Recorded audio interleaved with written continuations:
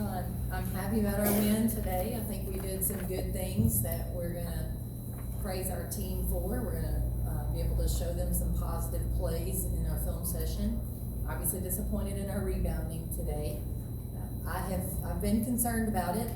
The numbers have not reflected my concern prior to now, but we knew at some point it was gonna catch up with us, and it did today. Gave them too many extra opportunities. Our team knows this, and hopefully it'll get us in gear this week to feel a little bit more urgent with our technique and our box out and our want to there. Start with Gene. Kelly, to that point, you've talked a lot, we talked about this earlier, about being more of a process-driven person. Now that you kind of have something tangible, because you talked about the rebounding, how you kind of dominate a lot of people, at least on the stat sheet. Now you have something tangible to kind of hold that. How helpful is that for you as you continue to try to build, I guess in a sense, build basketball players? Right.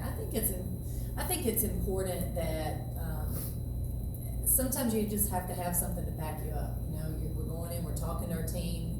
They hear you and they understand it, but I'm hoping that this tangible stat sheet is what it will take for them to maybe understand we've got to buy into another level. And I also told them I hope it doesn't take a loss. I really hope it doesn't take a loss. It'd be a great opportunity to learn our lesson after a win and be able to correct it. David in the back on the left. Hey Coach, congrats on the win. You mentioned earlier that you were kind of concerned about the rebounding. What were you seeing on tape prior to today, and then what did you see today that kind of raised the concerns about the rebounding? Well, I think for us, we saw too many missed opportunities on the offensive end to crash the boards. A lot of times we were standing out watching the game. And then defensively, a lot of times, shot goes up, we were just ball watching, run into the paint. We weren't actually physically boxing anyone out. This team crashed the boards as hard as any team we've played thus far. And if you did not go put a body on them, they had people running free and they could go get some rebounds. We still got a lot of rebounds because we're big and can get a lot of rebounds, but we missed more this time because of their effort. Left side. So a lot of these teams that don't have like the recruiting ability that a school like Tennessee does are going to kind of live and die by the three. But y'all held them to 6 of 25 from deep today. So what goes into that and stopping the team from like getting a run from the outside? Well, I think for us, we had a lot of really good half-court defensive possessions today, and I think it started with our ball pressure on the point guard. You start making folks uncomfortable. Our contests are long. I mean, we can really get up and contest at a high level because we're tall, we're long-armed. And then I think sometimes those shots may not be the opponent's first option. It's not what they want to do. They want to play, maybe get all the way to the basket. We're a little bit intimidating at the basket, at the rim with our size.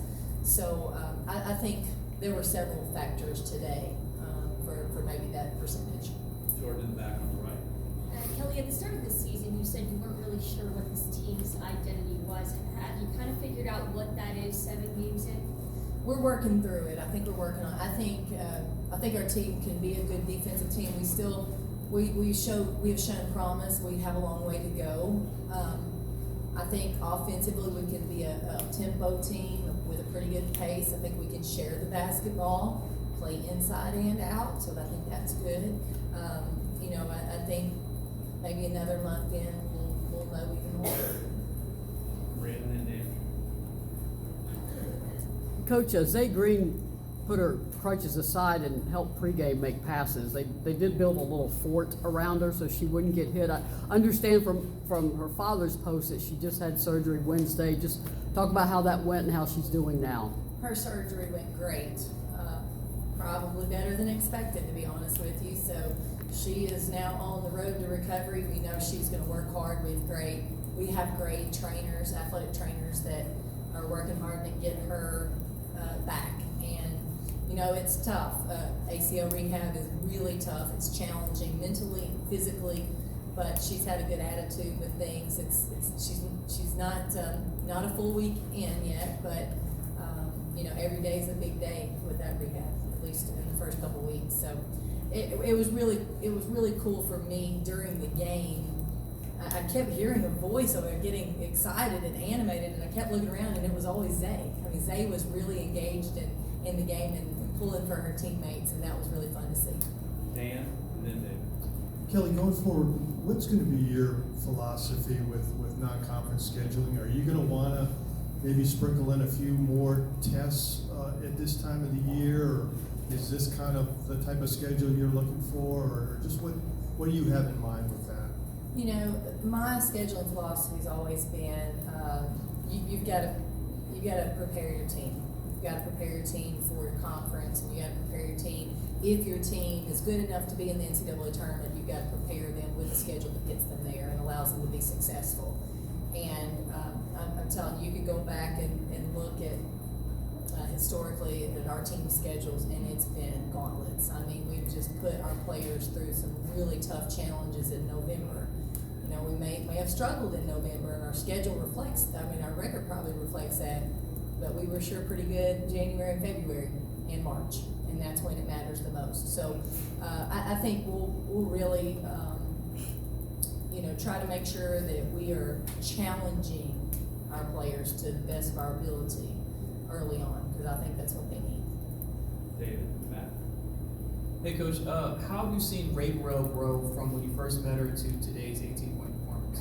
Well, Ray's got a bundle of energy, and she is what I would say is a player that plays downhill. She's constantly attacking, constantly aggressive.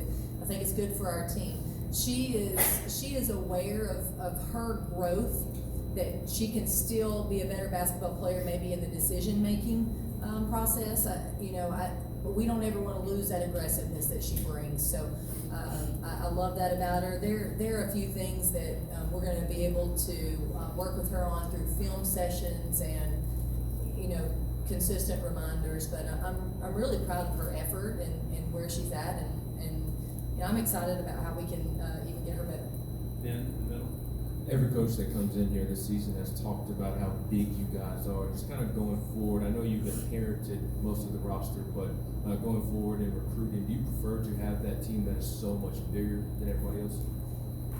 Yes, we love our size. Our size has been a huge advantage for us, pun intended, this season already. And where I don't think it's the end all in recruiting, I think it's definitely been a strength of ours. So, when we go out and recruit, the length is obviously something that you are drawn to when you watch players. But it's we'd like to have it, but it's not everything, I guess. Will. With Ray Burrell, did you have any talks with her after Xavier's injuries about maybe increased expectations with more minutes playing, and how she responded to that? I didn't. We didn't have that conversation. I think, in my mind, Ray's, her role hasn't changed. Everyone's minutes, all of our guards' minutes went up when Zay got hurt, but Ray's role is to come in and be a spark plug, to come in and give us aggressiveness, give us energy defensively, get on the boards, and I think she's been doing that. And our job now is to continue to help her to grow as a basketball player. Questions? Thank you very much. Thank y'all for coming. Thanks, Coach.